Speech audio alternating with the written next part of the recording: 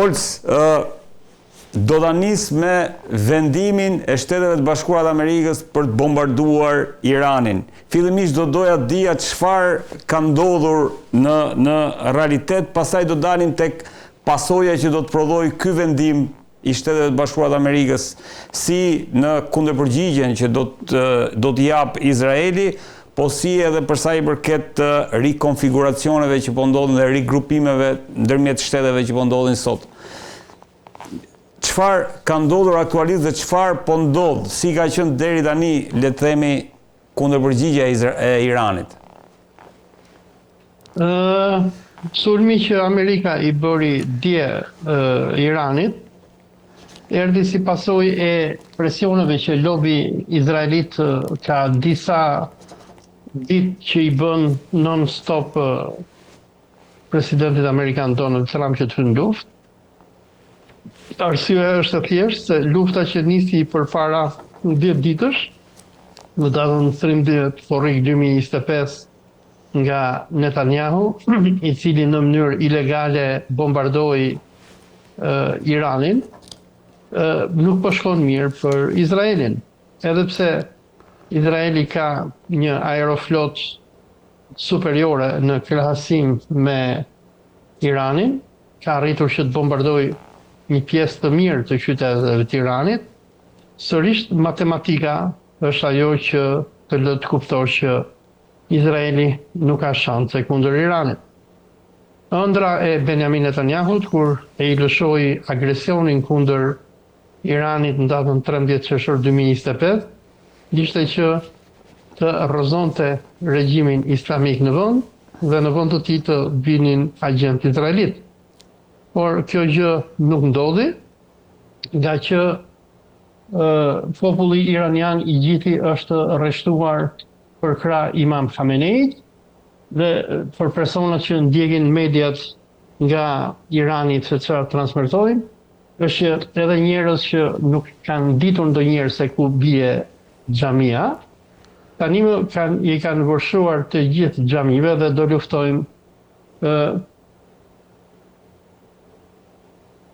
luftojmë për vendin ton, për Iranin.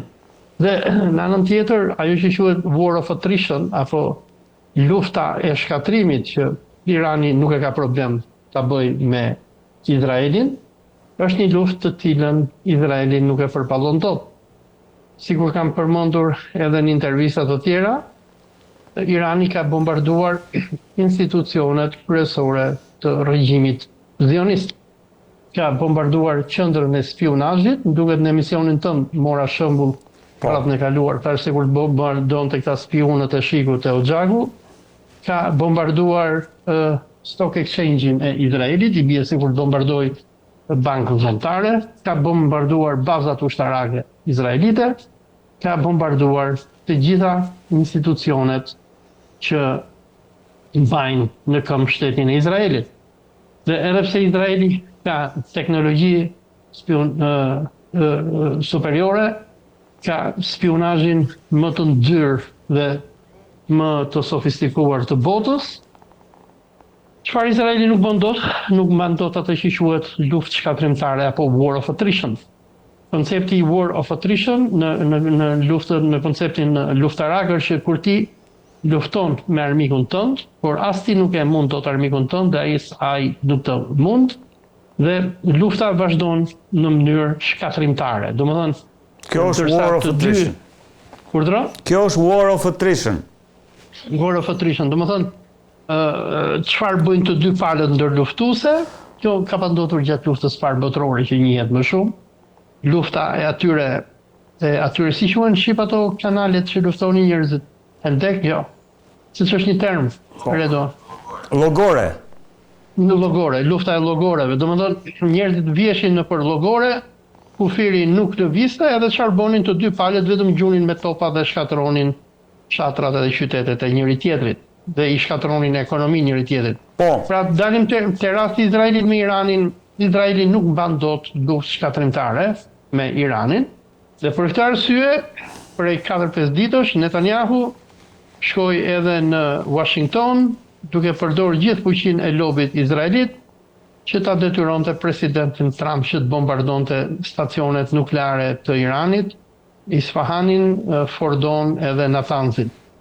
Këto bombardime, se kur tregon edhe pare iraniane, pas kanë qenë kot, nuk kanë bërë ndonjë dëm, me që iranianët që e dinin që kjo gjë do ndodhte kanë larguar të gjithë materialin nuklear dhe centrifugat, dhe i bie që amerikanët kanë hedhur bomba në Lutz, në Bajt. Por unë mendoj se arsye pse ata e detyruan Trumpin që të hyjë luftë është se donin që me këtë rast i jepnin një justifikim Iranit, që Irani të kundërsulmonte duke shkatruar bazat ushtarake amerikane, dhe kjo të përdorej nga amerikanët si një Pearl Harbor apo një arsye për presidentin Trump të shkojë përpara Kongresit dhe të shpalli luftë Republikës Islamike të Iranit. E qartë. Po, bombardimet po thua nuk ja dolën që le të themi të arrin atë objektivin, sepse presidenti Trump tha në fjalimin e tij drejtuar popullit, tha që ne e realizuam objektivin ton 100%. Pra, u eliminuan të 3 centralet bërthamore që përbënin, le të themi, edhe shqetësimin më të madh për sa i përket asaj që përdoret ndryshe për mundësinë apo mbi mundësinë e prodhimit të një bombe bërthamore nga Irani. Pra, Trump thot këtë, ndërkohë edhe Netanyahu në fakt ka thënë që ka dyshime që nuk janë, le të themi, eliminuar, por të mos harrojmë janë përdorur ato bunker busters, GBU, bomba tepër të fuqishme, gjë që mbase nuk e kanë shkatruar tërësisht, po e kanë defunksionalizuar, mund t'i kenë defunksionalizuar këto, le të themi sidomos bazën Fordo. Këto bunker busters janë kur ti do të shkatrosh një godin, dhe Irani këto centrale nukleare i ka pasur për të prodhuar energji. Dhe Amerikanët i kanë shkatruar, nuk do prodhohet më energji. Por nëse bëhet fjalë për prodhimin e bombës atomike, bombën atomike Irani mund ta prodhojë nëpër shpella, mund ta prodhojë nëpër bunkere. Se si prodhohet bomba? Centrifuga, merret uraniumi, pasurohet, krijohet eksplozivi, vihet në bombë, hidhet, shpërthehet dhe bëhet shpërthimi e para. E dyta është që me materialin nuklear që Irani posedon, edhe po mos ta ketë bombën, Irani prodhon atë që quhet dirty bomb, bombën e ndyrë. Domethënë, merr disa komponent nuklear nga uraniumi i pasuruar, i fut nëpër këto raketat ballistike që i ka, i hedh në Tel Aviv, dhe edhe pse shpërthimi nuk do të jetë shpërthim nuklear, ky material që do të shkatrohet gjatë shpërthimit e bën të gjithë atë vend ku do hidhet që të kontaminohet me radioaktivitet dhe njerëzit nuk jetojnë dot më. Pra, Irani xha e ka bombën, po të ketë nevojë që ta përdori. Por problemi është se zionistët punën e bombës e përdorin si justifikim. Nuk është problemi bomba. Problemi është regjimi islamik. Po. Izraelitët dhe amerikanët nuk duan që të ketë një qeveri të pavarur në botën e islamit. Dhe iranianët janë të pavarur. Revolucioni që ata bën në 1979, bazat që Imam Khamenei i hodhi këtij shteti, e kanë bërë Iranin një shtet të pavarur. Irani është shtet shumë herë më i pavarur se sa Turqia, se të gjithë vendet arabe, është vend që nuk e ka të integruar sistemin e tij bankar me sistemin botror, është një vend që nuk u kontrollon parat njerëzve pse kështu duan zionistët ndërkombëtar, është një vend që financon pa frikë lëvizjen për çlirimin e Palestinës, dhe çfarë lëvizje të dojë, është një vend që prodhon çfarë të dojë, dhe duhet ta kuptojmë që edhe pse presidenti Trump dhe zionistët, po Trumpi sidomos, për 2 muaj i bëri lloj-lloj tratativa Iranit që t'i mbyllte këto centrale atomike, Irani nuk i mbylli ato. Jo se Irani ka nevojë për centrale atomike, se edhe Trumpi e tha, Tha një vend tha që përmbytet naftat, që duhen këto centrale atomike. Irani nuk i mbylli ato sepse do të ruaj pavarësinë e tij kombëtare, sepse do që në vendin e tij të bëj çfarë ja ka qefi dhe mos t'ia marri dorën dhe mos i bindet diktatit të askujt. E qartë, por gjithsesi Olc, duhet themi që Shtetet e Bashkuara apo të pakën Donald Trump pas bombardimit tha që tani është koha për paqe, ndërkohë që dje doli në një Twitter dhe tha që duhet ta bëjmë Iranin të madh sërish. Kujtoj këtu dhe faktin që ka filluar Izraeli dhe po bombardon edhe burgje, po bombardon televizionin, po bombardon. Pra, a ka një plan tani pas kësaj goditje? A ka një plan për atë që quhet regjim change, ndryshimi i regjimit, si e vlerëson? Ky plan është i vjetër që kur unë kam qenë bebe, domethënë që në vitin 1979, kur Ayatollah Khomeini rrëzoi nga pushteti diktatorin Muhammed Reza Pahlavi në shkurt të 1979-s, apo atë që iranianët njohin si revolucioni i Bahmanit, se Bahman quhet muaji i shkurtit në persisht. Dhe që atëherë amerikanët çfarë nuk kanë bërë, që ta përmbysin Republikën Islamike. Sepse amerikanët duan që Iranin ta kthejnë sikur Arabinë Saudite, sikur Emiratet Arabe, sikur Katarin, vende që i paguajnë tribut dhe haraç Amerikës dhe i binden Izraelit dhe nuk bëjnë asnjë gjë për palestinezët. Dhe iranianët nuk e pranojnë këtë gjë.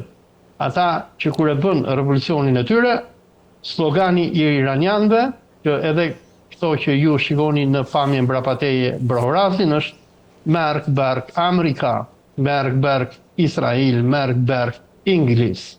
Vdekje Amerikës, vdekje Izraelit, vdekje anglezëve.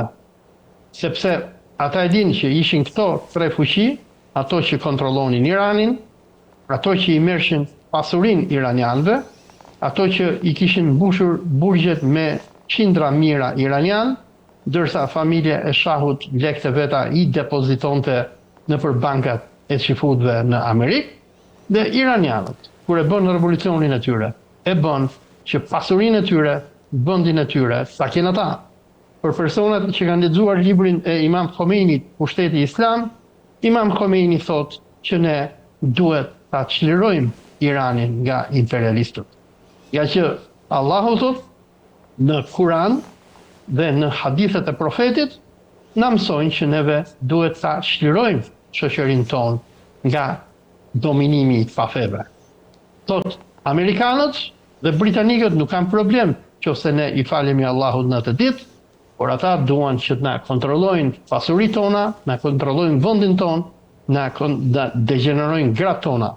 Dhe qëllimi ynë, thot Imam Khomeini, është që të ndjekim rrugën e profetit Muhammed dhe rrugën e Aliut dhe rrugën e Huseinit dhe t'i themi gjo jezidëve të kohës. Ashtu sikur profeti Muhammed i tha jo kurajshëve, të cilët donin që ta korruptonin profetin dhe ta kthenin atë në bashkëpunëtorin e tyre, cilës në një moment i ofruan edhe që ta bënin mbretin e Mekës, ashtu sikur Huseini Jezidi i tha që më njeh mua si kalif dhe ai tha jo dhe për këtë pranoi që të martirizohet, të njëjtën filozofi ka edhe Republika Islamike e Iranit. Ata nuk pranojnë që ti nënshtrohen zionizmin ndërkombëtar, amerikanëve, britanikëve, nga që këtë e quajnë tradhti ndaj Islamit. Po, ata thonë, dakord, po ndërkohë po vazhdon le të themi Olc, a do të vazhdojnë Shtetet e Bashkuara të Amerikës, le të themi, të përfshihen në këtë operacion për sa i përket përmbysjes Imam Khomeinit, a do të vazhdojnë, a do të përfshihen Shtetet e Bashkuara të Amerikës sërish, le të themi, sigurisht nëpërmjet bombardimeve apo nëpërmjet mënyrave të tjera, për ta vazhduar këtë si operacion dhe a do të ketë Irani fatin e Sirisë, sepse shpesh e kemi diskutuar dhe bashkë këtu, domethënë Irani ka mbetur, le të themi, hallka e fundit e planit për cilin shpesh kemi folur këtu. Gjelet për të parë, deri tani Republika Islamike e Iranit është e fortë, sigur deklaroi edhe presidenti Vladimir Putin përpara 3-4 ditësh, edhe pse plani i zionistëve ishte që të rrëzonin Republikën Islamike, duke vrarë krerët e shtetit, Republika Islamike nuk ka rënë. Personat që ndjekin media sigur Press TV, Russia Today apo Al Jazeera mund të shohin se si njerëz që nuk kanë qenë ndonjëherë në xhami në jetën e tyre, janë duke shkuar drejt xhamive dhe duke protestuar dhe duke bërtitur poshtë Amerika, poshtë Izraeli, poshtë zionizmi. Demonstratat masive që janë bërë këto ditë në qytetet kryesore të Iranit, nga Isfahani, Teherani, Tabrizi, do shikoni me qindra mijëra njerëz që protestojnë dhe janë me qeverinë. Pra, përpjekja amerikanëve për të bërë ndryshim regjimi, PBRH duket e dështuar. Nëpër mediat iraniane tregohet se si shërbimi i sigurisë së Iranit, garda revolucionare, basixhët dhe trupat e tjera, për ditë arrestojnë agent të paguar nga Izraeli, agent që punojnë për mujahidinët e mandës që kemi në Shqipëri, se si zbulojnë bazat e tyre, i kapin fara, i kapin dron, i kapin armë, i kapin raketa lëshues e tjerë, dhe deri më tani duket që shumica e popullit në Iran është me regjimin, amerikanët po mundohen, sigur përmendët edhe ju më herët, goditja që ka ndodhur përpara pak orësh ndaj burgut Evin, ne e dim pse goditën burgjet, është të ndjerin nga burgjet oponentët e regjimit dhe të kryej një revolt të armatosit. A është, le të themi, me që jemi të regjimi dhe rënja e regjimit, a do ta mbështeste Rusia dhe Kina një skenar të tillë? Ndërkohë që Shtetet Bashkuara të Amerikës në një farë mënyrë Donald Trump pranoi se mund të shkojmë edhe drejt këtij skenari. A do ta lejonte Rusia dhe Kina një skenar të tillë? Nuk do ta mbështesnin një skenar të tillë, nga që kjo do të ishte vdekje prurse për të dyja.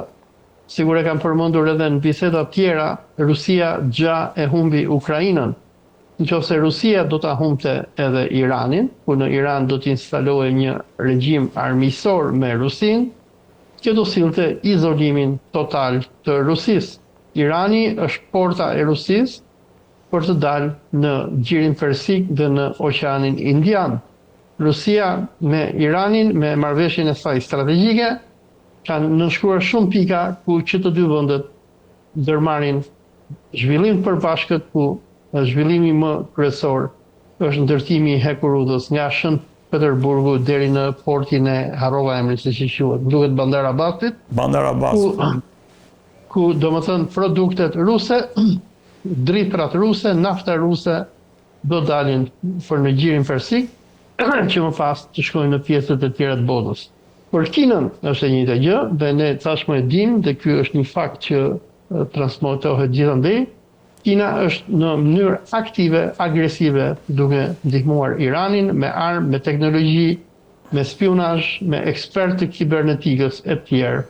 Ka që edhe Kina ka interes shumë të madh në mbijetesën e Iranit, si pjesë e projektit të saj One Road and One Belt, apo një rrugë dhe një brez. Olc, po ndërkohë që është kështu, si ka mundësi që ky operacion i Shteteve të Bashkuara të Amerikës të realizohet dhe le të themi me zero informacion, dhe qeveria e Iranit të mbetet me zero informacion nga aleatët si Rusia apo si Kina, sepse kur ngrihen në ajër këto B2-shat dhe B52-shat normalisht ka informohen palët, sepse janë të një rëndësie të veçantë. Si e shpjegon këtë, le të themi... Atë nuk e di, ndoshta edhe rusët nuk kanë mundësi të zbulojnë këtë avion, sikur amerikanët thonë që ata janë stealth, domethënë janë të padukshëm për radarët.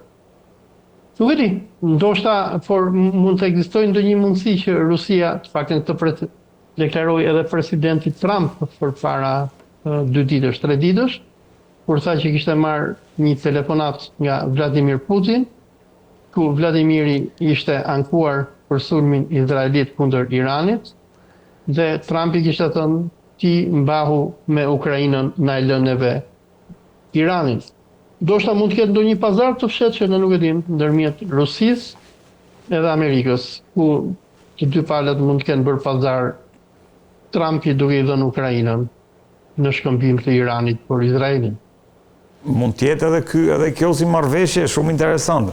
Ndërkohë, ministri i jashtëm i Iranit ndodhet në Moskë, Olsi, si e i vlerëson këto lëvizje të Iranit, është thirrur një mbledhje e Këshillit të Sigurimit, si e vlerëson, sepse dihej që nëse, dhe ishte parajmëruar që nëse SBA do të godiste, do të bëjë pjesë e luftës, Irani do të godiste bazat, ndërkohë që bazat amerikane, ndërkohë nuk kemi pothuajse asnjë reagim nga Irani.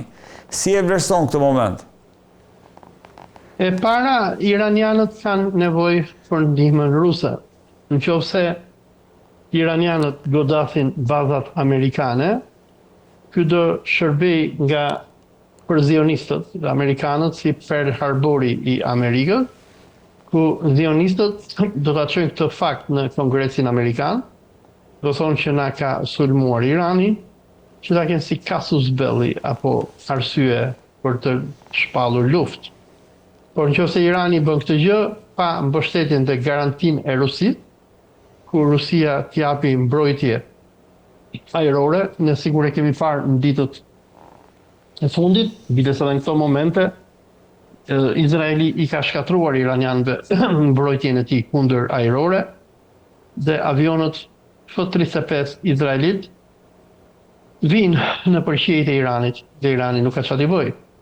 Dhe ngelet se çfarë do ndodhi në takimin që po bëhet në këto momente ndërmjet presidentit Putin, do ta dëgjoj ndoshta pas intervistës me ju se çfarë do thot Putini, ndërmjet Putinit edhe ministrit jashtëm Abbas Araghchi. Nëse Rusia pranon që të hyjë luftë në krah të Iranit, atëherë iranianët do t'i godasin bazat amerikane.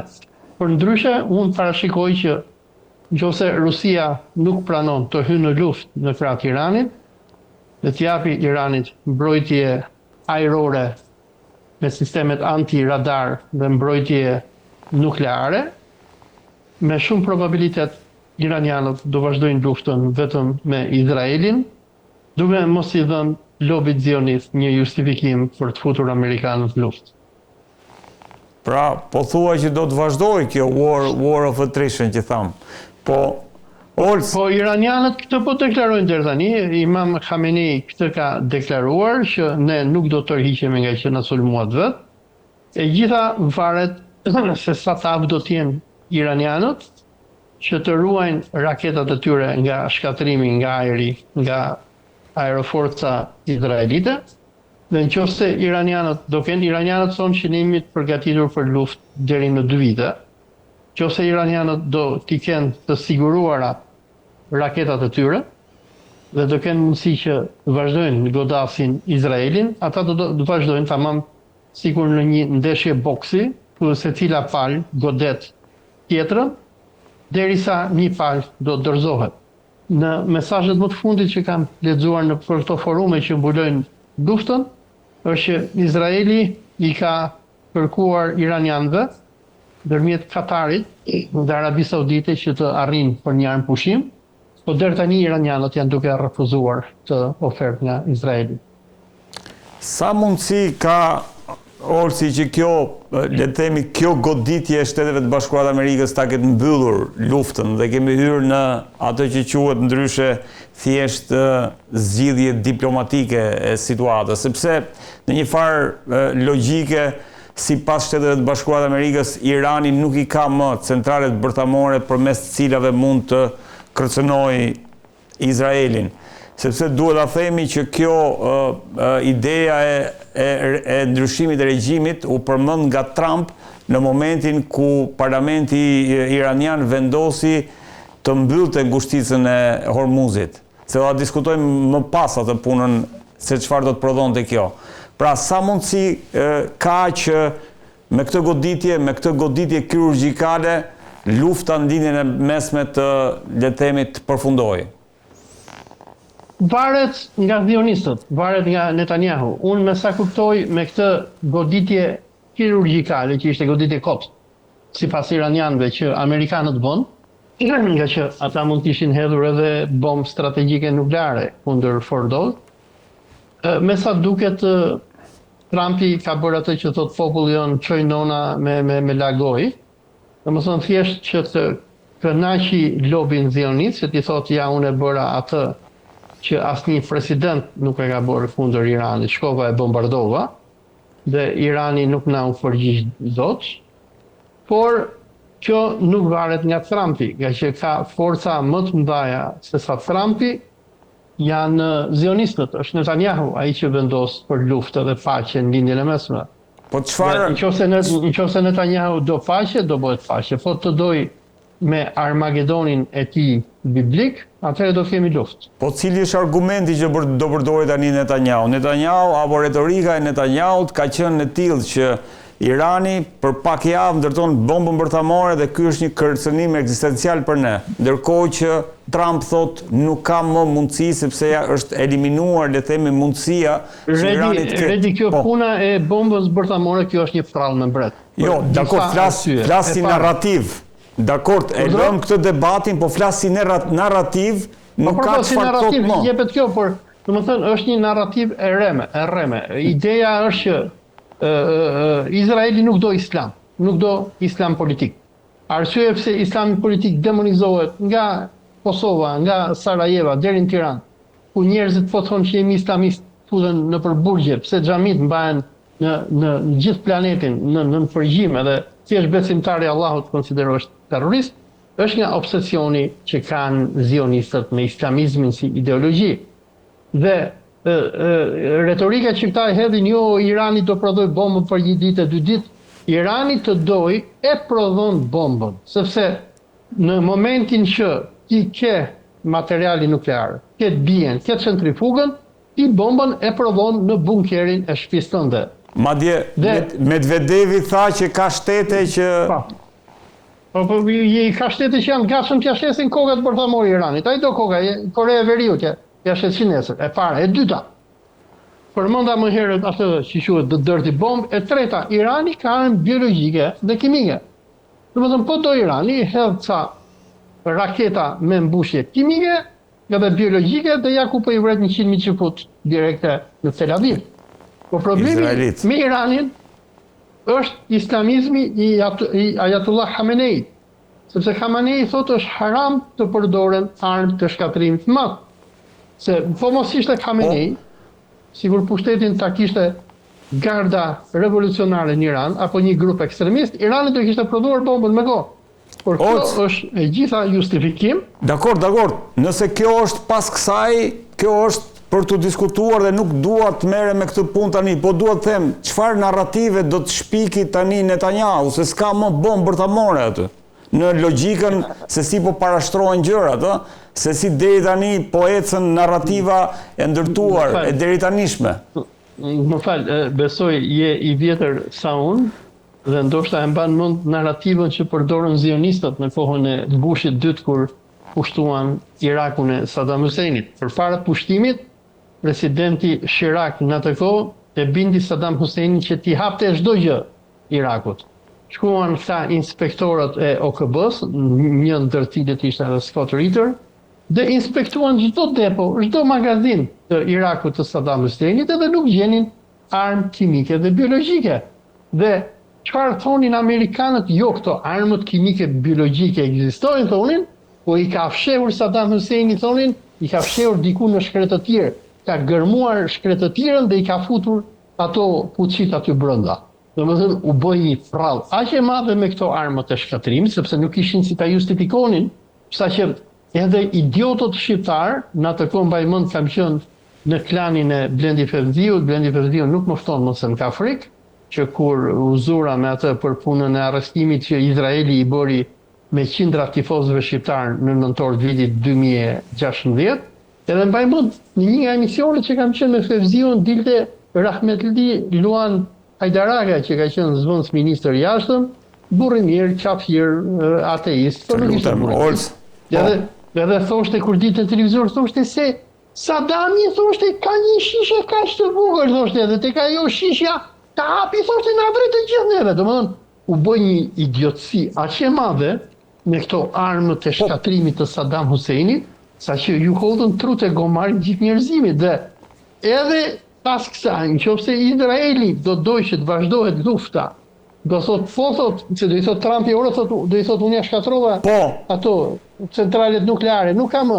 Do thot se kishte dhënë një deklarat Netanyahu përpara një ore, sa unë disa gjëra të tjera ata, po do t'ua them më vonë se ku e ka çuar ata Irani për atë materialet nukleare. Pra, domethënë kjo loja e bishtit qenit do të vazhdojë dhe Netanyahu do ta përdori këtë si gogol dhe nga ky gol do gogolizohen gjithë ta që dalin nëpër mediat e Tiranës, e Prishtinës, e gjithë perëndimit, do thonë është ai Ajatollai me çan, ka një bombë të madhe, është duke e zgjerë në kusi, edhe po e bëri atë bombën do marri qamet dynjaja, do vazhdojnë se kështu do justifikohet lufta që të rrëzohet dhe të shkatërrohet Irani.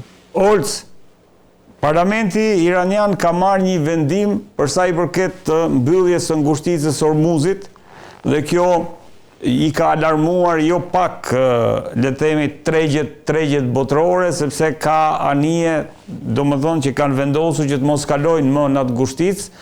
Kujtojmë për ata që po na dëgjojnë që 20% e naftës botërore kalon pikërisht në këtë ngushticë. Pra, një nga vendimet e para, le të themi, të kundërpërgjigjes së Iranit ndaj asaj që Irani e konsideron agresion i Shteteve të Bashkuara të Amerikës është mbyllja e ngushticës, pavarësisht se kjo është akoma kërkon edhe firmën e Këshillit të Sigurisë edhe vulën e Imam Khomeneit. Pyetja që them unë është, a është ky thjesht një presion apo Irani po shkon drejt këtij skenari? Dhe nëse shkon drejt këtij skenari, çfarë kërkon të arrijë Irani nëpërmjet këtij skenari? Tani, kanali i Korfuzit është bomba e vërtet atomike e Iranit. Sepse 30%, po 20% e naftës botës vjen nga vendet arabe dhe Iranit të gjirit përsik. Kanali i Hormuzit. Urdhro? I Hormuzit, se the Korfuzit. I Korfuzit është, se gjitha emra arabe janë ato, me Korfuzin, me Hormuz njësoja. Po. Ti e di që ka dhe një ishull aty, në detin e kuj që quhet ishulli Tiran. Rrezik edhe ata që kanë bë Tiranën, rrezik kanë ardhur nga ishulli i Egjiptit. Dhe do të dalë tek kanali i Hormuzit, se ata është Korfuzit.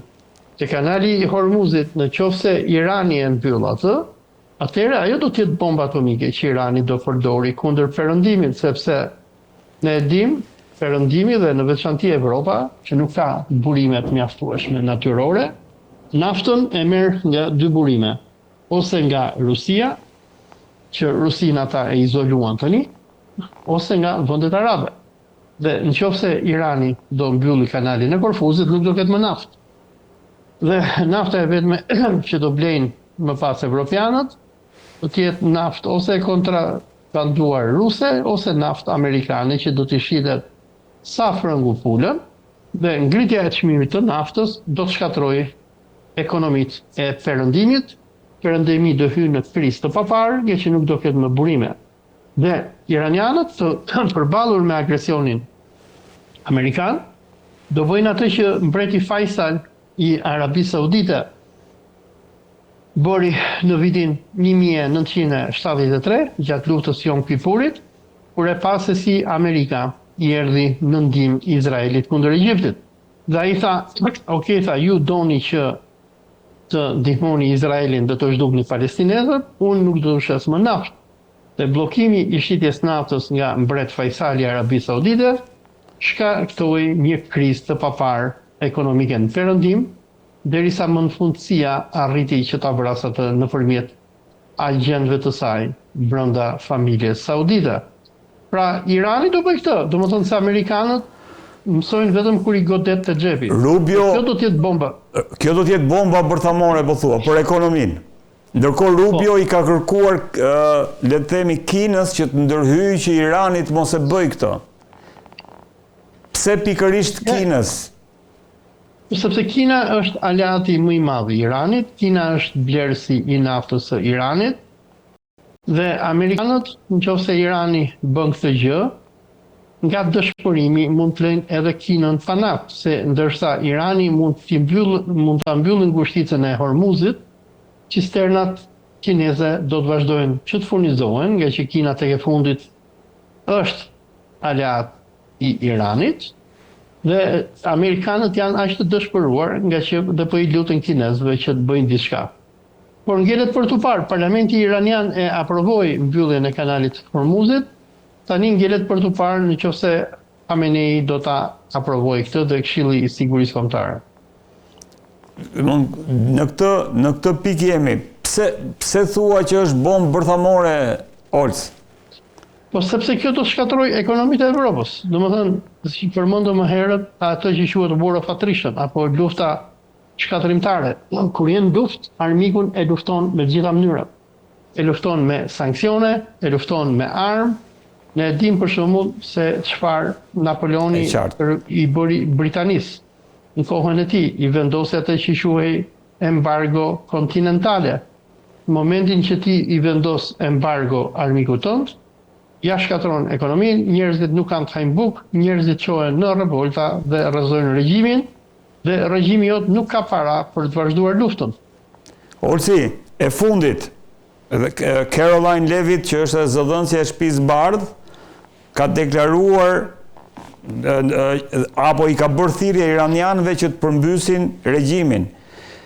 Sipas saj, nëse Teherani refuzon një zgjidhje diplomatike për konfliktin, asgjë nuk mund ta ndalë rënien e regjimit në Iran, i cili po shtyp popullin iranian prej vitesh.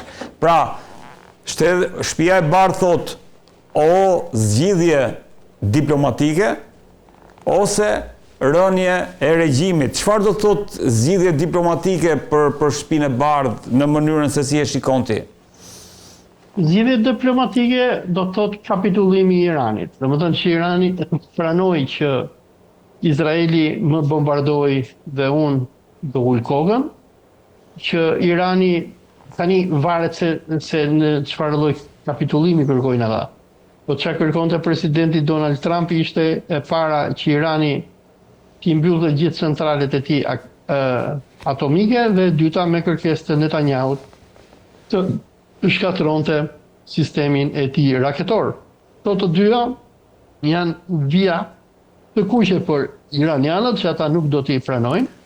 Dhe kërcënimi që i është bërë Iranit nga Shtëpia e Bardhë tregon dëshpërimin e amerikanëve, sepse amerikanët, ashtu sigur edhe Netanyahu, e dinë që ushtarakisht nuk kanë çfarë t'i bëjnë Iranit.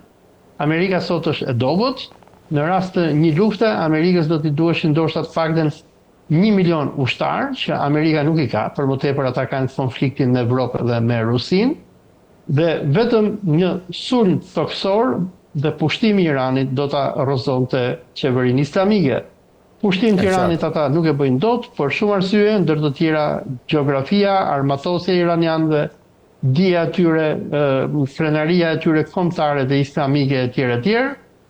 Dhe amerikanët, ashtu sigur izraelitët, thjesht ndërrojnë dhe shpresojnë. Në ditën e dytë, pasi nisën bombardimet kundër Iranit, Benjamin Netanyahu dha një deklarat ku i apeloi iranianëve që të ndryshonin, që të rebeloheshin kundër qeverisë tyre, por e kundërta ka ndodhur, se amerikanët dhe izraelitët duke vrarë qytetarë iranian, i kanë bashkuar të gjithë ata në mbrojtje të adeut të tyre. Endri, Shtetet e Bashkuara të Amerikës e bën sulmin aq të përfolur gjatë javës që shkoi. Si e vlerëson sepse unë e di që ti ke dhe ekspertizë dhe njohuri ushtarake, nga si vlerësim nga pikpamja ushtarake, sepse edhe vetë Trumpi dhe të gjithë, le të themi, administratat e tij, Vance apo Hegseth u fokusuan shumë tek, le të themi, saksia, precizioni i këtij sulmi. Si u realizua, për çfarë bëhet fjalë? Ky sulm tregon që Shtetet Bashkuara të Amerikës janë, po themi, superfuqia e vetme në botë, për sa i përket potencialit që kanë dhe kur duan ta përdorin, ashtu si janë, po themi, kushtet teknike të përdorjes dhe vendimet politike që janë sipër. Në rastin konkret, ky ishte një operacion i mirë planifikuar. E para punës njërë Trump sa po jap 2 javë kohë Iranit, e cila që këtu ishte një, në anglisht e thonë misdirection, që këtu ishte një mashtrim, si mund të thuash, ose një gënjeshtër, sepse ndërkohë ishte përgatitur plane për ta goditur sa më shpejt që t'ishte mundur, që në ai moment i fjalimit Trump. Dhe Shtetet Bashkuara kanë ngritur avion bombardues, pra B-2, dhe janë nisur nga Shtetet e Bashkuara të Amerikës dhe janë nisur në drejtim të oqeanit paqësor për të... Duhet ta kem një hartë aty regjia se si janë ngritur. Janë ngritur dhe kanë vajtur në drejtim të oqeanit paqësor dhe këta ishin me transponder on, pra ka një sinjal avionët, pra ka një si tip GPS që sinjalizon prezencën e tij, që sinjalizon prezencën e tij në ajër, dhe u nisën nga ana e paqësorit. Nga ana tjetër, në mënyrë shumë sekrete, janë nisur avion të tjerë nga drejtimi i Atlantikut. E qartë. Dhe këta ishin ata që do kryejnë goditjen. Dhe këta avion që janë nisur në ana e Atlantikut, që më përpara kishin nxjerrë Shtetet Bashkuara të Amerikës avion tanker, pra avion po themi të mbushur me karburant, të cilët qëndronin stacionar, pra sillesin vërdall rreth pikave, pra shërbyen si pika karburanti. Një avion, po themi, qëndron rreth koordinatave saktuar duke u sjellë rreth rrotull, vjen bërdyshi, furnizohet dhe shkon më tutje. Sa orë kishin qëndruar në ajër? Kjo ishte mbi 30 orë kanë qëndruar në ajër. Pra mendohet rreth 36 orë, pra 18 vajtje, 18 ardhje. Dhe këta janë nisur. Pra, imagjino sa interesante, avionët cisternë silleshin vërdar edhe një pikë dhe ishte tamam si pikë karburanti. Vinte, i mbaronte karburanti, furnizohesh, vazhdonte më tutje, aty ishte një avion tjetër cistern, i cili qëndron në koordinatë rreth koordinatë caktuara, furnizohesh dhe shkonte në drejtim të Iranit, duke u nisur në zonën e Atlantikut, duke kaluar mbi Evropë dhe duke ju ofruar pra nga territori i Evropës dhe pastaj në linjën e mesme. Në momentin kur janë afruar Iranit, ndaj Iranit janë marrë masa të tjera, Tarçova regjia, mbi të cilat, nga të cilat këto masa ishte nxjerrja e, po themi, e jashtëloje e sistemeve iraniane. Për shembull është bërë një bllokim i GPS-it, sinjalit të GPS-it në atë rajon. Është bërë një bllokim i frekuencave, po themi, elektronike që kanë ata të sistemeve, dhe kjo e bënte të pamundur edhe për vetë radarët iranian apo edhe për vetë sistemin e mbrojtjes iranian që të kuptonte realisht çfarë po ndodhte. Avionët janë furnizuar, kanë qenë të shoqëruar me avion F-35-a, të cilët edhe ata janë të pakapshëm nga radarët, vetë B-2 është i pakapshëm nga radarët, pra edhe në momentin kur janë futur aty, përveç sistemet e mbrojtjes iraniane, nuk e kuptonin realisht çfarë po ndodhte. Në momentin që janë ofruar dhe janë futur në territorin, nga nëndecët që kanë qenë aty afër, janë lëshuar raketat Tomahawk që kanë ata. 30 raketa Tomahawk. Po, dhe ato ishin... Që janë këto nga nëndecët? Ku ndodhen këto nëndecët? Nëndecët mund ndodhen në gjirin persik, ose mund ndodhen aty afër gjirit persik. Tomahawk sa e kanë atë, janë me rrezet gjatë, janë raketa balistike? Janë raketa të ngjashme me ato që ka kalibër, që ka, po themi, Shtetet Bashkuara të Amerikës në kuptimin e kapaciteteve, dhe janë raketa të cilat përdoren përgjithsisht për goditjen e objektivave toksor. Pra, i jep nëndeces mundësinë që të kryej jo vetëm, po themi, goditje bërthamore, siç e ka një pjesë, po edhe goditje ndaj konvencionale me raketat të tipit të tillë, ndaj objekteve që janë, po themi, mbrojtje kundërarore apo baza ushtarake të tjera. Është përdorur shumë herë kjo raket, Tomahawk, ka që edhe kur ka qenë në luftën e parë të xhirit në Po, e kujtoj Tomahawkun. Pra Tomahawku dhe Tomahawkut për shembull janë përdorur edhe duke qenë edhe në konfliktin në Siri nga ana e forcave amerikane. Pra Këto me nëndet se janë këtu, vetëm një bazë është goditur nga Tomahawku, kjo është me të kuqe? Po, është goditur vetëm një bazë është baza e, në qoftë se ishte një bazë e cila ishte goditur më pavarësisht jo dhe aq efikasiteti, ishte goditur në bazë. Ndërkohë dy tjerat ishin në Fordo. Ndërkohë të tjerat ishin në Fordo dhe kjo goditje u bën në mënyrë të koordinuar në mënyrë të tillë që edhe avionët ishin afër objektivit, po njëkohësisht u nisën dhe raketat Tomahawk, pra që gjithë goditja ka zgjatur rreth 20 minuta. Pra brenda 20 minutave forcat iraniane ka marrë goditje nga sistemi Tomahawk, ka marrë njëkohësisht edhe goditje nga avionët bombardues nëpërmjet bombave të tyre. Janë bomba që janë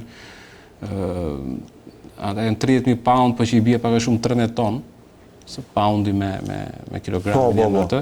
Pra janë bomba 13.500 kilogramshe, të cilat quhen bunker buster, pra hapjen e Po, duhet ta kem regjia ma dhat përpara atë të Fordovit. Dhe e gjitha kjo kërkonte një koordinim të jashtëzakonshëm, sepse imagjino të bësh një operacion të tillë të përmasave të 120 avion kanë marrë pjesë.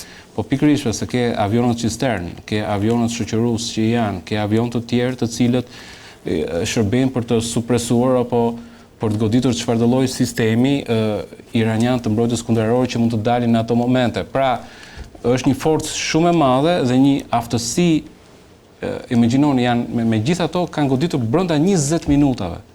Pra gjitha i koordinim dhe me nëndece dhe me avion dhe me bombardues dhe me anije cisterne kanë arritur në një pikë të vetme kulminimin që për 20 minuta janë goditur edhe nga Tomahawkut, janë goditur edhe nga bombarduesit dhe janë kthyer po prapë mbrapsh, pa ndaluar fluturimin. Avionët B2 janë me 2 pilot, kështu që njëri mund të kryejë fluturimin ndërkohë që tjetri pushon dhe pastaj si thua njëri çohet në gjumë dhe pastaj brenda për më shumë se 30 orë ka zgjatur si fluturim, mendoj që mund të ketë zgjatur rreth 36 orë, 18 vajte, 18 ardhje dhe janë kthyer duke fluturuar pa ndaluar në asnjë moment 18 orë për të vajtur në Iran dhe 18 orë për të kthyer nga Irani në Shtetet e Bashkuara të Amerikës.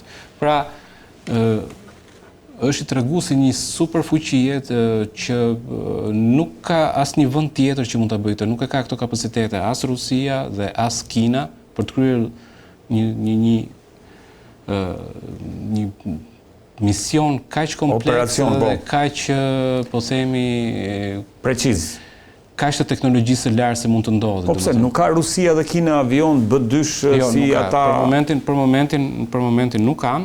Rusia njëherë është shumë mbrapa se sa ndërkohë që kinezët janë duke ecur, duan që të krijojnë dhe ata avionët stealth, bombardues, kanë avion stealth. Nuk kanë ende stealth bombardues. Kanë një version, janë duke punuar me një prototip që nuk dihet, domethënë, në qoftë se është i suksesshëm. E kam aty foton e avionit të regjia.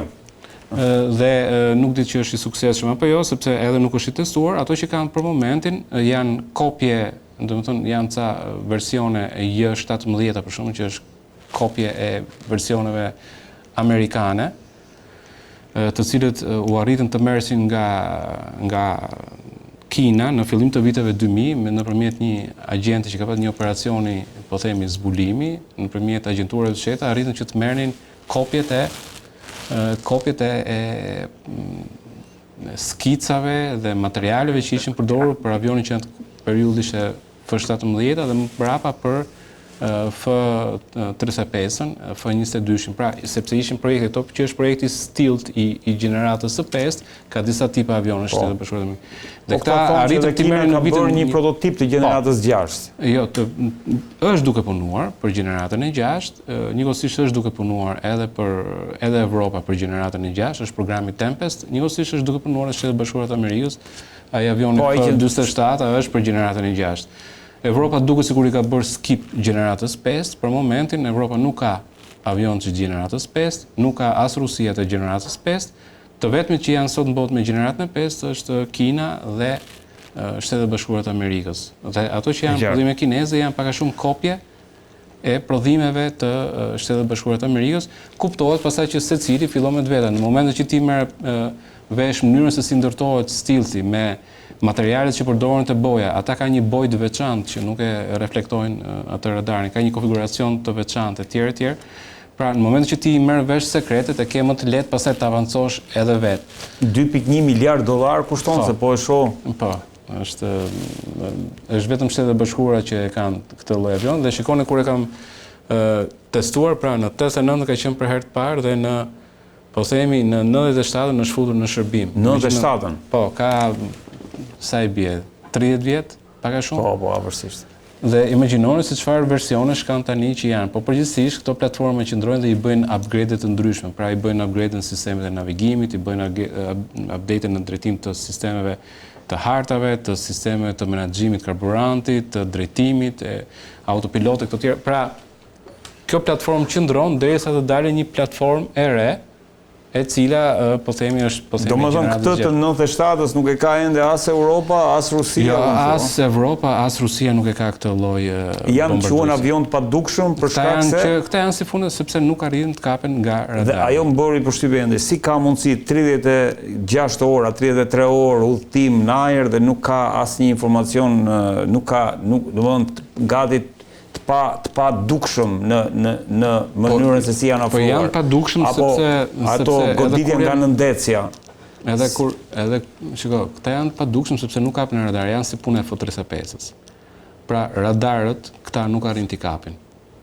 Radar. Dhe ky për t'u kapur nga radari duhet hapi atë që quhet transponderi. Pra çdo avion ka një si tip sinjali GPS që bën ping, nëse keni parë atë flight radar, për shkak që shifni ndonjëherë hartën e fluturimeve që ndodhin në Evropë, çdo avion ka një sinjalizues për treguar ku ndodhet, sepse ndihmon trafikun ajror, për ta ditur se ku ndodhet filan avion. Plus edhe në rast të një aksidenti të gjë dihet lokacioni i fundit i atij avioni. Po, ma ço dhe herë tek harta e madhe regjia. Këta e kishin transponderin, e kishin off, në kuptimin që kishin fikur sinjalin që këta lëshojnë kështu si tip pingu ata, pra lëshojnë një sinjal që unë jam këtu vazhdimisht. Janë nisur domethënë nga Shtetet e Bashkuara, nga mesi i Shteteve të Bashkuara dhe kanë ardhur dhe nuk janë detektuar fare. Dhe nuk janë detektuar sepse kanë qenë edhe të shoqëruar nga avion që edhe ata ishin të padukshëm, nga F-35-a. Pra, po të kishin qenë të shoqëruar nga F-16-a, do ishin detektuar. Do ishte detektuar grupi i F-16-s, se F-16-a nuk është avion i gjeneratës 5, është i gjeneratës 4, pra është i kapshëm nga radari, kurse F-35-a nuk është e kapshme nga radari. Kështu që ata kur janë futur dhe janë ofruar bazave në tokë, pra kur janë futur në kontinent, ata janë shoqëruar po prapë nga F-35, të cilët dhe ato ishin të pakapshme në radari. Dhe kur dhe në këtë mënyrë askush nuk mund t'i kapi ata avion që janë duke fluturuar në të formacione të tjerë. Domethënë, këtë kapacitet për momentin vetëm Shtetet e Bashkuara të Amerikës e kanë, domethënë, sepse ndesja është e vështirë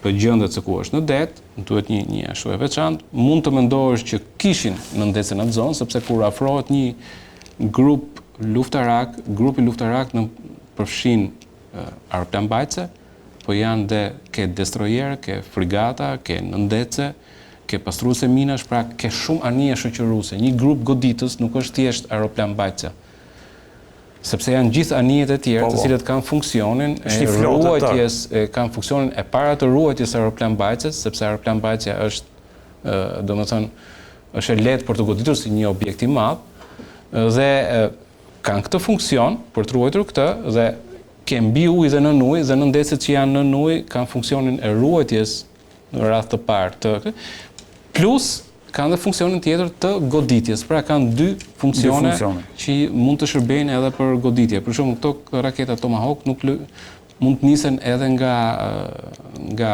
po themi nga frigatat ose nga anijet luftarake, sepse është një platformë që mund të përdoret, pra duhet stacionare, mund ta nisësh ose nga anija ose mund ta nisësh nga nëndecja, si lloj rakete. U preferua nga nëndecja për të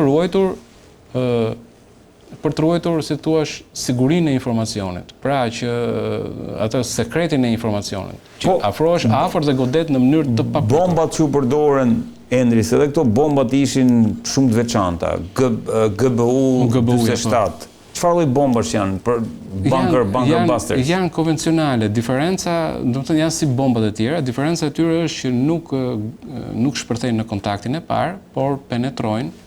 Pra ka një përzierje me kobalti dhe me një mineral tjetër te koka vet, te boshti i tyre, në që i bën atë shumë të fortë dhe që mund të arrijë të penetrojë edhe në terrene shkëmbore, siç është baza Fordo. Fordovin e kam aty, regjia. Dhe arrin të penetrojë, po themi, deri në 60 metra dhe pastaj ka një mekanizëm shpërtimi kur arrin kulmin e thellësisë të vet, domethënë dhe që ndalon. Në atë moment shpërthen. Problemi i kësaj kush është ti edhe sikur të mos arrish që ta çash bazën. Pra, po themi ti mund mos shkosh edhe deri tek vet tuneli. Por jep 5 ose 6 metra sipër tunelit. Janë 15 ton eksploziv që të shërbejnë, që krijojnë një presion aq të madh, në të cilin edhe vetë strukturat e tunelit fillojnë të dëmtohen. Dhe me aq sa ishte bërë edhe në pamje satelitore, ishte dëmtuar edhe një pjesë e malit, kishte shkarje të një pjesë të terrenit shkëmbor, domethënë në goditjet e tyre, sepse janë realisht shumë të mëdha dhe janë përdorur dhe shumë të tilla, nuk është përdorur një. Qose mba mend, kemi qenë këtu, kam thënë që një metodë që kanë ata për goditje është vjen bomba e parë godet, krijon gropën, vjen bomba e dytë që e thellon më tepër gropën, vjen bomba e tretë, vjen dhe që të gjitha këto goditje mund të bëjnë që ti të shkosh në thellësi që janë më të mëdha se sa mund të arrish me një bombë të vetme. E qartë. Klejt. Thuaj. Kërkoj ndjes, po ishin këto shpjegimet ushtarake që Endri i shpjegon me detaje, ndaj nuk desha të përfitoj sa më shumë. Klejt, si e lexon këtë moment? Domethënë, vendimin e Shteteve të Bashkuara të Amerikës, tani do futemi tek interpretimi politik i gjës.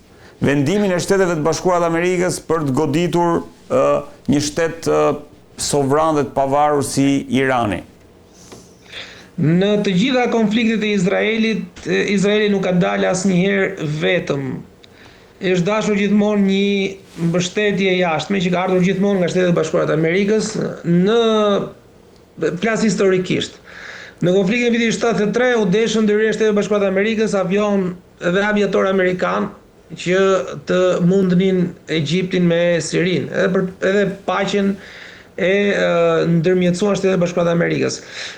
Izraeli është një vend shumë i vogël, pavarësisht pasurisë dhe pavarësisht aspekteve teknologjike, përparimit e tjerë, e ka të pamundur, virtualisht pamundur që të përballet me vende me popullsi shumë të mëdha, edhe ato të përparuara teknologjikisht, përfshi këtu Iranin, nesër pas nesër edhe Egjiptin e tjerë, edhe pse i ka mundur më përpara në luftra.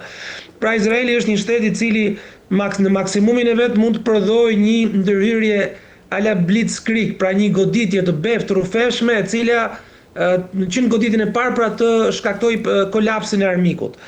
Me sa u vure në Iran, kjo nuk ndodhi, kundërpërgjigje e Iranit që relativisht e dëmshme për Izraelin, dhe në një konflikt e afatgjatë Izraeli nuk ka mundësi që të mbajë ritmin e konfliktit. Edhe Irani ndofta nuk ka mundësi ta mbajë ritmin e konfliktit, po besoj që ka më tepër kapacitet suportimi. Dhe në këtë pikë futen Shtetet e Bashkuara të Amerikës, të cilat i japin zgjidhje një problemi të cilin e shkakton Izraeli. Pra, në shumë qarë që sot mendohet që është Izraeli i cili ka tërhequr Shtetet e Bashkuara të Amerikës në konflikt, në dy momente. Në rastin më të keq e ka tërhequr sepse Izraeli ka të pamundur që ta shkatrojë potencialin e armatosjes bërthamore të Iranit, ose ka të pamundur ta mbarojë luftën. Dhe në rastin më të mirë, sepse Shtetet e Bashkuara të Amerikës ose Trumpi kanë uhatur një fitore të lehtë. Në rast se i referohemi pak edhe historisë, Shtetet e Bashkuara të Amerikës që nga vitet 90, po ta marrësh edhe që nga lufta e Vietnamit, kanë mbështetur shumë çka të kapacitetit tyre të goditës tek forca e aviacionit ose tek projektimi i fuqisë ose nëpërmjet aeroplanbajtësve ose nëpërmjet forcës ajrore. Në rastin konkret që jemi, ky është një goditje tipike e cila kërkon që edhe politike dhe simbolike, pra përdorimi të forcës pa pas edhe pa e parashikuar një ndërhyrje toksore. Unë mendoj që në rast se nga Irani nuk i vjen ndonjë përgjigje pozitive për një lloj marrëveshje, atëherë ky konflikt mund të shkojë më tutje dhe mundet që Shtetet Bashkuara të Amerikës të angazhohen jo me forca ushtarake toksore, as me sulme komando, por me një goditje të vazhdueshme ajrore, të cilat nuk do të bënin gjë tjetër veç se ta zgjasnin shumë më tepër konflikti, por kjo do të jepte një lloj frymarrje Izraelit. Sot edhe Izraeli është në një pozitë vështirë, kemi parasysh që një pjesë e mirë e popullsisë izraeliane ndodhe nën mëshirën e raketave të Iranit, që ndonë se nuk godasin objektive ushtarak, për shkak edhe të madhësisë edhe të densitetit popullsisë, dashje pa dashje do shkaktojnë orë rënime të infrastrukturës civile, por edhe humbje popullsie. Izraelianët nuk janë të përgatitur për ose nuk kanë bunker mjaftueshëm sa për të futur gjithë popullsinë. Dhe ndoshta kjo është edhe arsyeja për të cilën ata duan të godasin ata kanë dashur të godasin edhe infrastrukturën bërthamore të Iranit, qoftë kjo civile apo ushtarake, për të parandaluar nesër pas nesër çfarëdo lloj mundësie që Irani të ketë dhe të godasi ose të përftoj bombën bërthamore dhe të godasi Izraelin. Ka pas shumë goditje ose shumë dëme dhe ajo që ka dalë pikërisht në sipërfaqe është që Izraeli nuk ka mundësitë ose nuk ka kështu shelter apo bunker mjaftueshëm për popullsinë. Dhe kjo ka shkaktuar goxha panik në radhët e popullsisë civile. Dhe besoj që në një konflikt afatgjat do të jetë presioni brendshëm, sidomos në Izrael, që të mund nesër pas nesër ta detyrojë Netanyahu që të kërkojë një lloj përfundimi. Dhe çelësi për të gjetë një lloj përfundimi sa më të beftë dhe të shpejtë është përfshirja e Shtetet Bashkuara të Amerikës.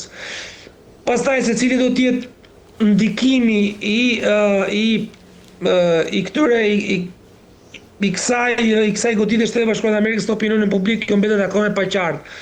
Trump më duket se ka dalë edhe me një devizë e cila pak a shumë sheh një lloj tentative për ndryshimin e regjimit, Make Iran Great Again, por është një devizë kam përshtypjen më tepër për të hedhur një lloj ushqimi opinionit publik amerikan, republikan amerikan, i cili nuk është se e dëshiron shumë një përfshirje në luftë me Iranin. Dhe kjo është në të njëjtën kohë edhe në Europë, kjo ndërhyrje në rast se në një pjesë të klasës politike europiane ka gjetur një lloj mbështetje, në një pjesë të vendeve tjera nuk kanë qenë shumë partizan në këtë lloj mbështetje. Qofse do të jepja një lloj detaji, i cili nuk e di sa ka qenë pjesë ose e vendosmërisë së Shtetit Bashkuar të Amerikës apo kërkesë në një aleati. Për shembull, fjala vjen bombarduesit B-2, B-52, në përgjithësi bombarduesit e rëndë amerikan që transportojnë bomba bërthamore etj. Mund të nisen nga baza Diego Garcia, e cila është një bazë ushtarake që nga pikpamja juridike i përket Britanisë së Madhe, por që është dhënë me afat përdorimi 99 vjeçar Shtetet Bashkuara të Amerikës. Në këtë, duke qenë se baza është më afër objektivit Iranit, kjo bazë nuk është përdorur. Tashti nuk është e qartë nëse Shtetet Bashkuara të Amerikës nuk e kanë përdorur bazën për të mos vënë në pozitë Britaninë e Madhe, në rastin konkret që flasim, apo nuk e kanë përdorur bazën duke përdorur këtë skemën, pra një lloj skeme gënjimi të mbrojtjes ajrore iraniane. Por që në rastin e dytë nuk më duket shumë e bindse, sepse mbrojtja ajrore iraniane ka qenë pak a shumë e nxjerrë jashtë përdorimit dhe kam përshtypjen që ky është një vendimarrje, sipërmarrje e Shtetit Bashkuar të Amerikës pa përfshirë aleatët. Pra në këtë marrëdhënie përfshihet vetëm aleanca mes Shtetit Bashkuar të Amerikës dhe Izraelit, dhe jo aleatë të tjerë perëndimor, të cilët edhe pse deri diku e kanë mbështetur, janë jashtë, kanë mbetur jashtë përfshirjes. E qartë.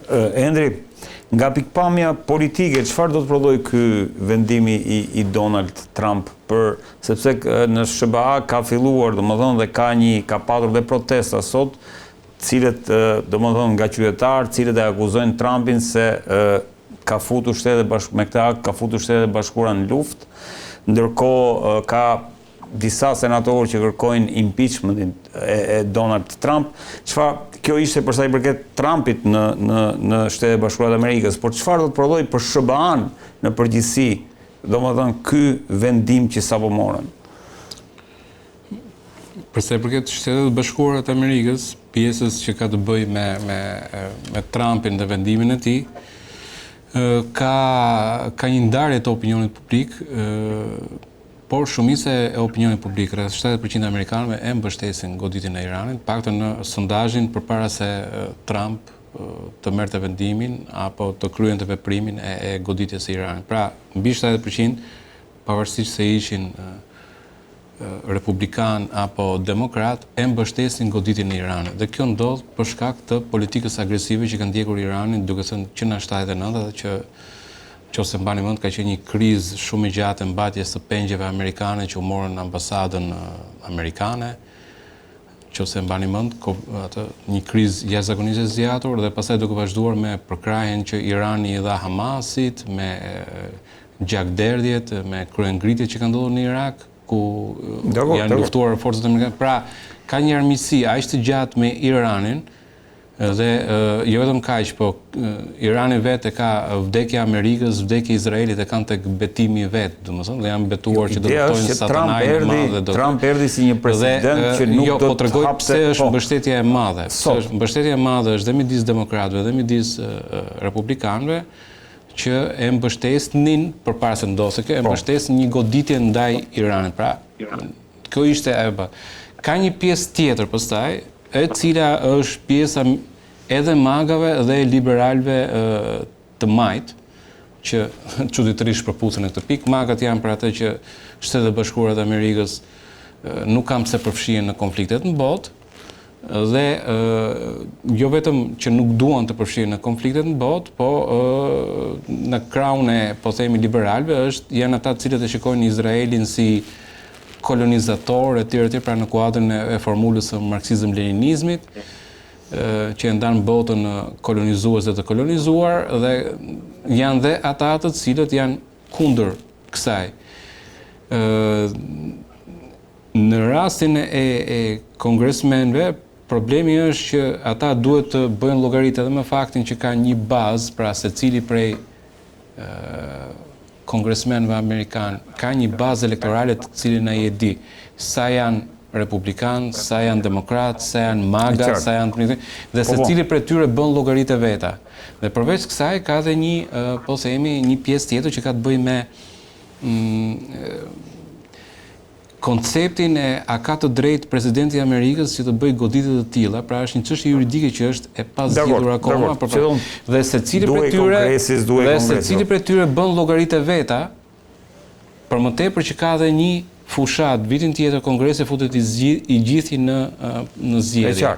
Kështu që secili prej tyre, pavarësisht retorikës që mund të mbajë, ka hallin e vet fundit për të rizgjedhur në krahun tjetër. Dhe në bazë të kësaj, ai pastaj do mbajë atë qëndrim që mban në parlament. Po nga pikpamja, le të themi, e raporteve që Shtetet e Bashkuara të Amerikës po ndërtojnë sot, nisur nga një vendim radikal i Trumpit me America First, në kuptimin e pasojave që kjo pasojë mund të jetë si e vlerëson. Shiko, Trumpi fitoi për shkak të pjesës së magave, pra dhe jo vetëm fitoi për shkak të pjesës së magave, por arriti të impononte dhe kandidatët për mënyrën se funksionon Amerika me primare, kur ti arrin të mobilizosh magat, ti nxjerr jashtë loje në primare gjithë kandidatët që ti nuk i do. Pra, kandidatët republikanë që shkonin në Kongres, në një farë mënyrë ose në një tjetër detyroheshin të përkuleshin rrymës maga, sepse u duhesh vota atyre për primare dhe pastaj për të dalë si kandidat përballë demokratëve. Kështu që ka qenë një nga çelësat e fitores së Donald Trumpit, që ishte fitore jo vetëm e Trumpit, por ishte fitore e Kongresit edhe e Senatit me shifra të mëdha. Ku e vendos kjo SBA në raport me vendet e tjera, në raport me Rusinë, në raport me Kinën? Ati ka për t'i kushtuar Trumpit vet, po themi, kjo shkputje me magat në zgjedhjet që do jenë të 2026-s, por për momentin deri në 2026 nuk ka person tjetër i cili mund ta kundërshtojë Trump edhe mund ta bëjë të ndryshojë mendje. Kurse për sa i përket pjesës tjetër të botës, duhet kemi parasysh që askush nuk do që Irani të ketë armë bërthamore. Në një farë mënyre, secili prej tyre është i lumtur që Irani kësaj radhe po goditet në Izraeli, po edhe në Shtetet Bashkuara në mënyrë të tillë që mos ketë armë. Mund të dalin publik, mund të bëjnë atë fjalimin e bukur jemi kundër luftës, po në fund të ditës pastaj thonë, siç e tha edhe Merci, Izraeli po bën punën tonë të pistë. Dhe kjo nuk kupton që edhe shtetet, domethënë edhe vendet evropiane janë më së qartë në qëndrimin e tyre që Irani nuk duhet të ketë armë bërthamore, sepse për një regjim që është realisht terrorist, si puna e Iranit, i cili është vazhdimisht i përzier me akte terroriste që nga fillimi i historikut vet në 79-ën e duke vazhduar deri në ditët e sotshme, normalisht një armë bërthamore është e pakshme. Kështu që pavarësisht përsiatjeve ose çfarë mund të bëjnë përpara publikut, brenda ndyrave të mbyllura që gjithë i thonë shumë mirë bëre, çfarë mund të ofrojmë që të ketë edhe në një goditje tjetër. Duke përfshirë këtu dhe po themi aleati më të ngushtë në rajon të Shtetit Bashkuar, që është Turqia, e cila është duke luftuar me Iranin. Fakti që Siria i ka hapur qejt për avionët izraelit amerikan dhe njëkohësisht ka çuar trupat në kufi që mos kalojnë midisitë shiite, mos kalojnë nga Iraku në Siri për goditje, tregon që prapa dyreve Turqia është më së dakord për këtë veprim, e cila shkon në kuadër të politikës si po ndjek Erdogan në rajon, politika e neo-otomanizmit, pra që të përcaktohet se kur është ai kryesori që mund të drejtojë, mos harrojmë që ka qenë kalifi i fundit ka qenë otoman.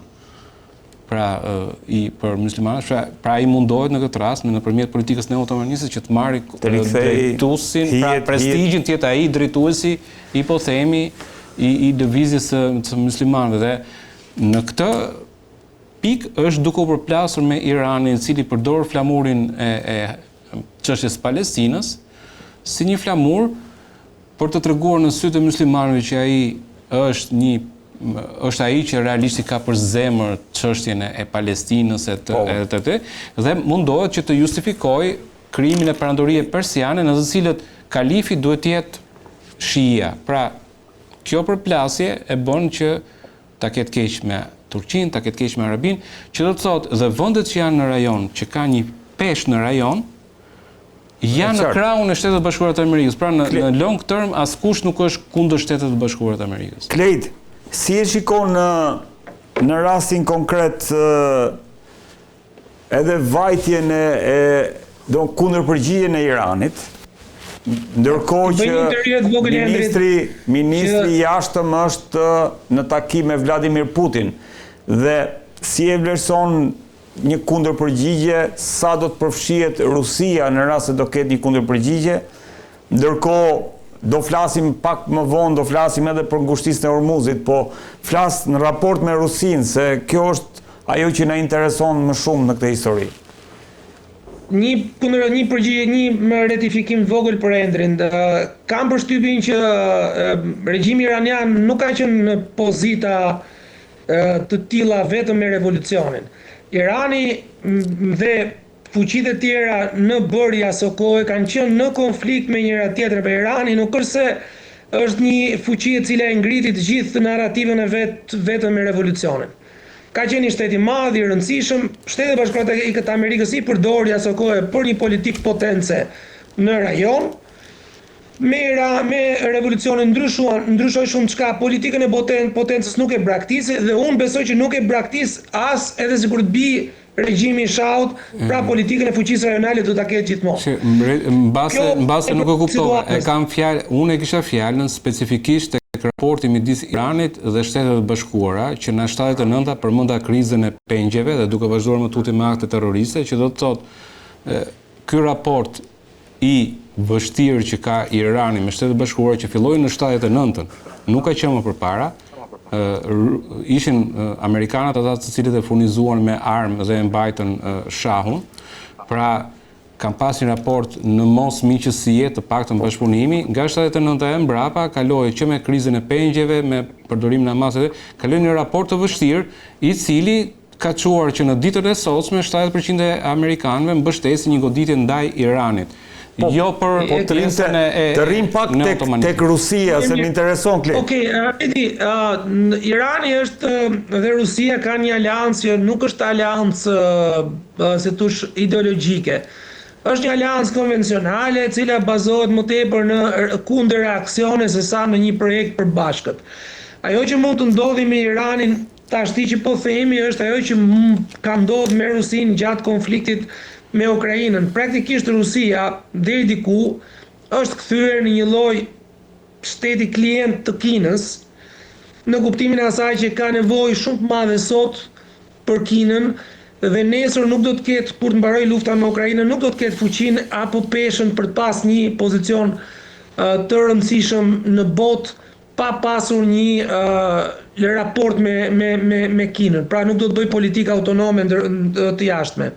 Ajo që mund ndodhi me Iranin mund të jetë kjo, që ndofta Rusia mund të garantojë një lloj paqeje për Iranin, paqe në kuptimin të garantohet dhe të jetë ndërmjetësi i një mbarimit të luftës me Perëndimin, por ndofta mund Rusia nesër t'i ofrojë garanci shumë të rëndësishme ushtarake Iranit dhe ky mund të jetë një skenar. Unë nuk besoj që Irani ka kapacitetin për t'ju përgjigjur pa provokuar diçka më të madhe. Ajo që në Iran sot është e rëndësishme është që të shpëtojë regjimi. Dhe regjimi mund të U shkëput më duket Endri, po ndërkohë mund të rilidhet sërish. Endri, si e shikon këtë mundësinë apo vajtjen e ministrit iranian në Rusi? Si e vlerëson rolin e Rusisë pas kësaj që ndodhi, pas vendimit të Donald Trump për të goditur Iranin? Rusia edhe për mënyrën se si e koncepton politikën e jashtme, duke thënë Dugini, që e kanë përmendur disa herë në emision, ka qenë e koncepton Iranin si aleatin më të ngushtë që ka në rajon me të cilin duhet ta përdori në drejtim të goditjes së Turqisë. Pra, geopolitika e Duginit shkon në këtë drejtim. Dhe normalisht një gjë e tillë është ndjekur, një mënyrë e tillë racionalizimi apo logjike është përdorur edhe nga Putini, i cili ka vazhduar dhe ka thelluar bashkëpunimin diplomatik, ushtarak dhe ekonomik me Iranin që në momenti që erdhi në fuqi. Ajo që është për momentin në raporti midis Rusisë dhe Iranit ka një raport të traktatit të bashkëpunimit në mbrojtje. Ndërkohë, regjia nuk ka nevojë, Kledi më shkruan që nuk lidhet dot për shkak se ka një problem me internetin. Po, Endri, ka një marrëveshje? Ka një marrëveshje të mbrojtjes, të bashkëpunimit në fushën e mbrojtjes, një traktat që nëse mba mend u nënshkruar në ato ditë kur Trumpi erdhi në pushtet në janar, në fillim të janarit, 19 janar. Këtë vit u nënshkruar. Këtë vit e ka nënshkruar. Dhe tani kur ja kujtuan Putinit, e kujton në një intervistë që kishte me atë, Putini tha, ky nuk përfshin mbrojtjen e dy fish. Pra, unë mund bashkëpunoj, por nuk përfshin mbrojtjen e dy fisht. Duhet kuptuar që Rusia është në probleme me veten e vet në radhë parë. Ka qenë rasti i luftës në Ukrainë, në të cilën Rusia nuk i është përmbajtur si fillimisht as detyrimeve kontraktuale që ka pasur me Iranin. Ka kërkuar Irani që të blej 120 avion Sukhoi dhe ishin premtuar që do vinin në 2021, filloi lufta në Ukrainë nga 120 vajte në 50, në këmbim të dronëve Shahid. Dhe pastaj më vonë nuk i dha asnjë gjë, sepse fatikisht i duheshin për luftën në Ukrainë. Pra,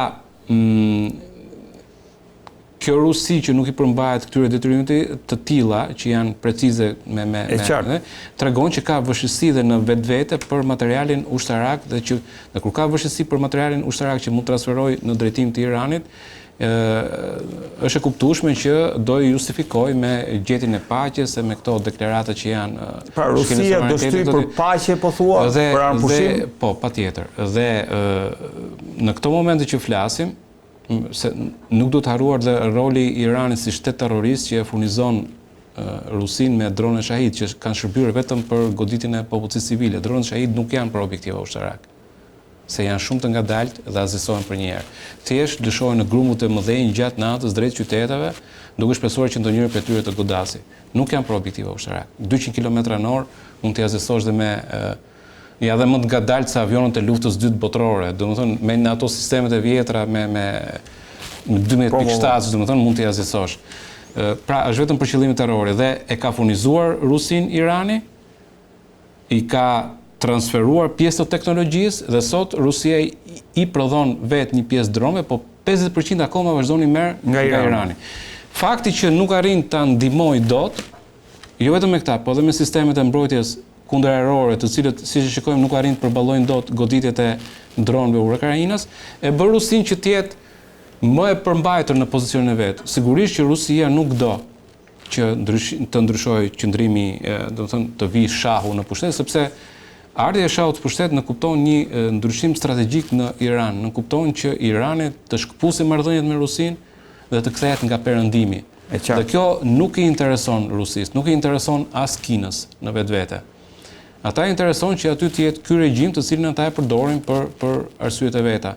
Për këtë arsye, po ndërkohë Trump ka folur sot për MIGA, Make Iran Great Again, jo thotë regime change. Po, regime change ka folur për edhe kjo e Trumpit për regime change është shoqëruar në mënyrë simbolike dhe nga goditja e Izraelit ndaj burgut të burgosurve politik në Iran, që ka ndodhur sot, pra goditën në derën e burgut, si për të dhënë dhe një mesazh që ne jemi këtu edhe për ndryshimin e sistemit, domethënë.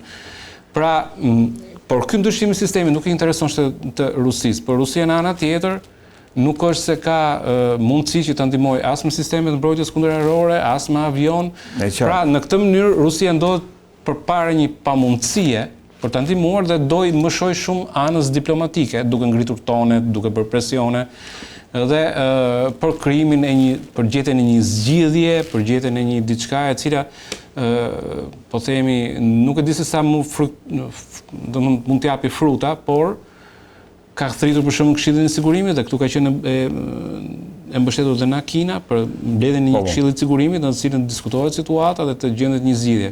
Problemi është që me mënyrën se si e ka bërë politikën deri tani do ishte ndryshe sikur Rusia mos ishte ngulur në atë konflikt 3 vjeçar i cili e ka bllokuar, e ka futur në iknet që nuk del dot dhe e ka bërë të pamundur jo vetëm fizikisht, po edhe moralisht dhe parimisht që të shkojnë në Këshillin e Sigurimit edhe ta dëgjojë njëri më zërin e Putinit si një person i cili është si person paqëbërës. Dhe kjo e dëmton realisht. Se 5 minuta kam. Ndërkohë parlamenti, kuvendi i Iranit ka marrë vendimin për mbylljen e ngushticës së Hormuzit, regjia duhet ta kemë foton, pritet ratifikimi nga Këshilli i Sigurisë edhe nga vetë Khamenei. Në kohën që parlamenti merr këtë, ministri i jashtëm fluturon drejt Rusisë, çfarë do të prodhonte? Cili është mesazhi se menjëherë pas vendimit parlamentit për mbylljen e Hormuzit, kemi reagimin e Donald Trump për ndryshimin e regjimit, Make Iran Great Again. Pra, çfarë do të prodhonte mbyllja e ngushticës së Hormuzit, çka duhet të thënë është një nga pikat nevralgjike për sa i përket ekonomisë botërore. Po, aty kalon mbi 20% e prodhimit naftës, domethënë kalon në atë zonë. Normalisht Marco Rubio ka thënë normalisht, por i ka kërkuar Kinës që të negociojë që të mos e bëjë këtë. Si mund ta mbyllte këtë ngushticë? Ngushtica e Hormuzit nuk është hera e parë që do e bënin nëse kanë ndërmend ta bëjnë rast, sepse ka qenë dhe në po themi në rastin e luftës Irak-Iran, ata e kanë mbyllur një herë. Dhe mbyllja është nëpërmjet vendosjes së baterive me raketa në zonën e Iranit, ku është ajo zona aty. Raketa bregdetare, të cilat mund të godasin anijet që kalojnë. Pra, janë raketa anti-anijet. Aty kalojnë anijet me naftë? Aty kalojnë anijet me naftë ose me gaz, varet se si është, domethënë. Dhe raketat bregdetare, ato janë të vështira si sisteme për të kapur nga ana po themi e anijeve të tjera. Në rastin e Iranit, në luftën Irak-Iran, përdoret disa raketa kineze, Silkworm, që ishin në vitet 80, domethënë, prodhim për raketa anti-anije, bregdetare, stacionare, pra nisen në një bazë toksore për të goditur, jo nga avionët, dhe e përdori këtë gjë. Në ana tjetër, Irani ka përdorur dhe Iraku ka përdorur raketat Exocet që ishin të famshme për goditjen e këtyre. Fakti që e ka bërë një herë këtë gjë, mund të tregoj që mund ta bëjë edhe prapë. Në rastin e luftës Irak-Iran, ka pasur një që quhesh lufta e cisternave, sepse dhe Iraku dhe Irani godisnin cisternat që kalon aty duke akuzuar që ishin të njëra tjetrës. Pra, Iraku akuzonte të jetë cisternit iraniane dhe e godiste, ndërkohë që në ana tjetër Irani godiste një cistern që thoshte është e Irakut. Dhe janë mbi 100 e sa cisterna që janë goditur në atë zonë. Janë goditur, jo, nuk janë mbytur sepse, por janë goditur në atë zonë. Dhe kjo solli dhe një, po themi një luhatje të madhe të çmimit të naftës, sa herë që kishte goditje, fillonte lëvizte në bursë etj, po të flasim për vitet 80. Në rastin konkret, problematika e madhe është fakti që Irani është furnizuesi kryesor i Kinës. Dhe gjithë nafta e Iranit kalon nga, kalon aty dhe shkon në drejtim të Kinës. 90% e naftës blihet nga Irani. Një bllokim që mbase mund të sillte një kundërmas që bllokoheshin dhe cisternat iraniane, nëse do i bllokonte flota amerikane që është aty, mund të sillte që Kina të mos merrte naftën që donte. Në ana tjetër, dhe çmimi i naftës, nëse rritet, i intereson Rusisë, e cila është nën sanksione dhe nuk mund të prodhojë një sasi të madhe ose nuk mund të shesë një sasi të madhe nafte. Pra, Rusisë i intereson që çmimi i naftës të ngrihet. Dhe do ishte interesuar që të ndodhte një gjë e tillë. Problemi është që ngritja e çmimit të naftës dëmton Kinën, e cila dëmton ekonominë, sepse rritja e çmimit të naftës në sektorin energjetik në kupton që edhe kostot e produkteve pastaj do jenë më të larta, pra të dëmton ekonomikisht një çmim energjie i lartë. Pra, dhe Kina nuk është e interesuar, pra Rusia është e interesuar, po Kina nuk është e interesuar në këtë gjë. Dhe nuk dihet raporti, mënyra se si do e zgjidhë Irani këtë dilemë që ka midis Kinës dhe Rusisë. Një zgjidhje mund të jetë, për shembull, që Kina, duke qenë se Irani mund të bllokojë atë, të blejë më shumë naftë nga Rusia. Dhe kjo mund të japë një zgjidhje këtij problemi. Por në ana tjetër, Evropianët dhe Shtetet Bashkuara kanë bërë qartë që nuk pranojnë që do vendosin sanksione ndaj atyre vendeve që thyen kuotat. Pra, dhe kjo zgjidhje që mund gjendet për naftën ruse mund të dëmtojë, po themi, Kinën në vetvete se do marrë sanksione shtesë, kështu që nuk dihet si zgjidhje. Për momentin, ajo që mund ndodhi është nëpërmjet kësaj, Irani çfarë bën? Ngret çmimin e naftës, rrit kostot e jetesës, të çfarë do lloj vendi në botë, dhe kjo i detyron qeveritë të merren me këtë çështje dhe të bëjnë presion jo vetëm mbi Iranin, po bëjnë presion edhe mbi Izraelin dhe mbi Shtetet Bashkuara të Amerikës. Endri, të falenderoj shumë që të kisha.